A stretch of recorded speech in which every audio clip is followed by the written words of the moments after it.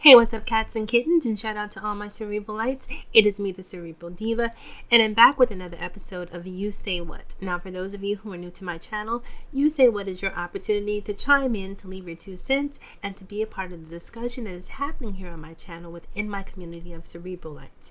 Having said that, before you go another further, do yourself a favor, and while you're at it, do me a solid. Take a second to hit that subscribe button. Once you've done that, take another second to hit that tiny little bell so you can turn on your notifications, and that way you'll be kept in the loop so you won't miss a thing. So that was boxing legend Mike Tyson opening up about being molested at the age of 7 years old. And even all these years after, I don't know, Mike Tyson has to be 50 plus, I believe. I'm not sure of his exact age, but I think he's on the other side of 50. So it's been several decades, at least 4 decades now, since this incident has occurred. And you could still hear the pain and the angst. And above all else, you could still hear the shame in his voice in talking about being molested as a child. Now, he didn't go into specifics about what occurred during the molestation, but I think it's pretty easy to figure out exactly what happened. Now, I have this conversation on my channel a lot about black male masculinity because I feel like the climate that we've created, these sort of patriarchal standards that we've set for black male masculinity, that doesn't create a space for a black man to be vulnerable, is why black women so often have unsuccessful relationships with black men, because these men are impermeable emotionally in a lot of cases because they've been taught to suppress and hide and mask and numb the things that they really feel. So here we have a man who has beat, and now we know where a lot of that anger probably stems from that he went through as a child. You know, if you know the history of Mike Tyson, you know he got into a lot of trouble. He was a troubled child. And it makes sense, you know, you can connect the dots. And it's sad to say that when I see a promiscuous girl, when I see a lot of cases, a troubled young man, a lot of times I say to myself, I wonder if that child has been molested. Because it happens so often in the African American community, and it's a taboo that we don't talk about. And I'll tell you one of the things that frustrates me about this is that the other day I created a video about a trans woman by the name of Dee Wiggum who was killed by a ex-Navy sailor. She was stabbed 119 times. And now, in this particular story, the assailant says that the reason he killed her, the reason he sliced her throat 3 times, was because after they'd had, you know, this sexual encounter, while looking at her purse, she looked at him and said, "Oh, by the way, I was born a man."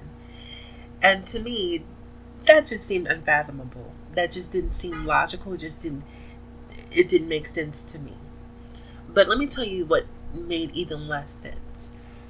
When you read the comments, now the comments were so hateful, so distasteful, that I actually disabled commenting on this video for that specific purpose because it was so hate-filled. You know, the amount of people saying, "Oh, well, she got what she had coming." Well, no, I'm sorry, not even she. They would say he. You know, he got what he had coming. He was born a man. He's going to die a man. This, that, and the third. You know, all of these hateful comments about a person who is living out loud and telling the world, "Look, this is who I am. I am a trans woman." You know, they're living their truth and letting you know off the gate, this is who and what I am, honestly. But when people live openly and honestly, we persecute them. And this is what allows people like Mike Tyson to be molested, because the molesters aren't living as trans women. The molesters aren't living as openly gay men. The molesters aren't living as bisexual men. The molesters are living as heterosexual men, dating your mothers, dating your sisters, dating your aunts, and abusing your children right underneath your nose because they don't see themselves as anything other than straight. Now, I'm not comparing pedophilia or aligning pedophilia with, you know, the LGBT community, but what I'm saying is while you're so busy hating these people who are living authentically, you're missing the true culprit. You're missing the true culprit. Because these people who are over here minding their business, loving who they love, aren't touching your children. That's not who you should be afraid of. And so when I listen to this case with Mike Tyson, it makes me so sad and so angry with my own community sometimes, because when I was talking about the D. Wiggum video, so many people came, well, one person said to me about D. Wiggum, well, if she was born a man, she dies a man, because I was really frustrated with the fact that on the video, her sister said something along the lines of my brother, and basically took the killer's part, and the killer's side, and saying why I understood why you killed my brother, because I didn't agree with his lifestyle either. And it was mind-boggling for me to hear that. And so many people come and then they use all of these religious arguments, well, if you're born this way, you're going to die this way. And I asked one of the people who was commenting on my videos, well, because this is what she said. She said, God doesn't make mistakes, and essentially qualifying a person's gender identity at birth as what they should be for the rest of their lives. So I said to her, well, are babies born with birth defects? Oh, well, that's different. Well, how is it different? If God doesn't make mistakes, then babies wouldn't be born with birth defects. Now, in the interest of full disclosure, I should let you guys know that I'm not a religious person. I don't believe in the Bible. I'm agnostic. I don't know what happened. I don't know how we were created.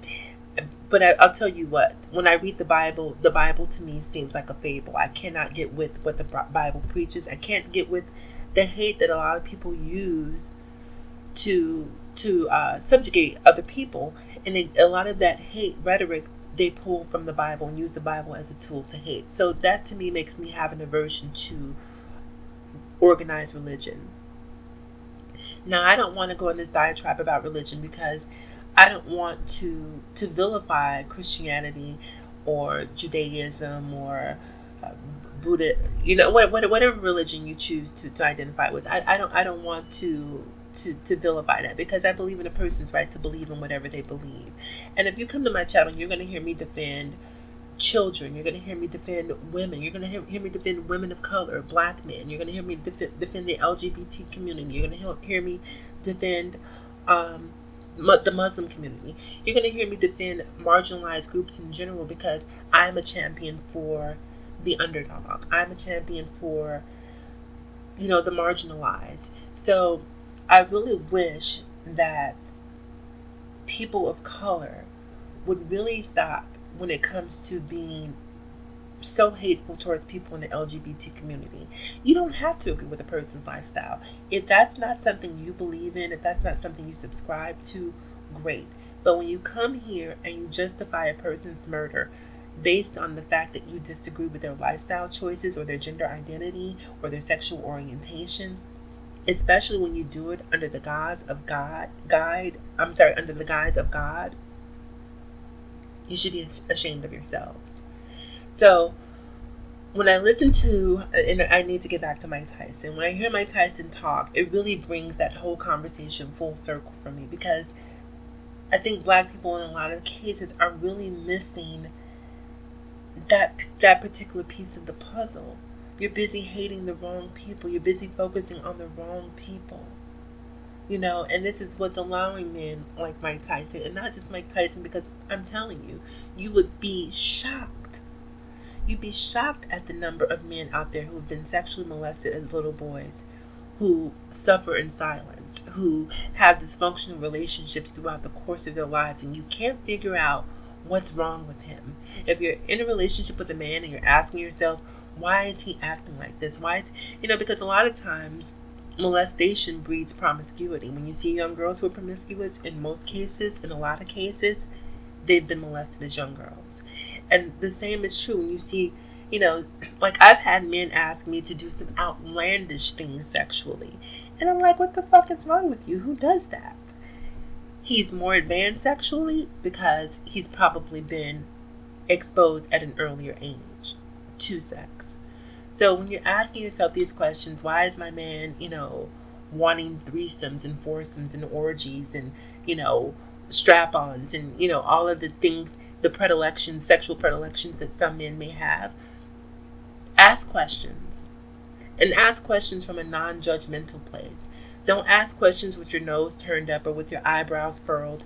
Ask questions and have conversations and create a safe environment that allows your man to open up to you, or your woman, your lover, your significant other, whomever. Ask questions that allows them the opportunity to open up in a safe space. And don't do it one time, do it on the continuum, so that that person understands that you are that safe space. These are conversations that these men unfortunately don't feel comfortable having. And so it's probably going to take you pushing that conversation. And by pushing it, I don't mean sort of agitating them in a way that makes them recess, but pushing them in terms of constantly being mindful of, baby, I'm your safe place. You can talk to me about anything. I'm not here to judge you. I'm here to support you. What happened when you were younger. And don't badger, but just sort of give them a soft nudge to let them know that this is a place where you can let go. And also, if and when the time comes where they do open up to you, that's something that you have to hold close to your heart and never use. Even in the most intense arguments, even in the most intense disagreements, you can never use that as ammunition against them. You can never say, "Oh, that's why this happened to you," or you know what I mean. So, if a person is going to entrust you with that much power, with that much information, then use it. Use it for good. Use it for healing. So, anyhow, you guys, I just wanted to touch on that. And shout out to Mike Tyson for really starting what I feel is a much needed dialogue within the Black community and within Black men in particular. Hopefully, this will be a catalyst to more men. I remember Oprah did a show several years ago where she had a bunch of men in the audience who'd been sexually molested, and it was jaw dropping, to see the amount of men who had been sexually molested. So, and in a lot of cases, sometimes men are sexually, believe it or not, they're sexually molested by women. It's not always a man who's sexually molesting your young boys. Having said that, and that concludes this episode. So remember to like, comment, subscribe, and please share if you feel so inclined. Remember to follow me across all social media platforms: Facebook, Instagram, Snapchat, and Twitter.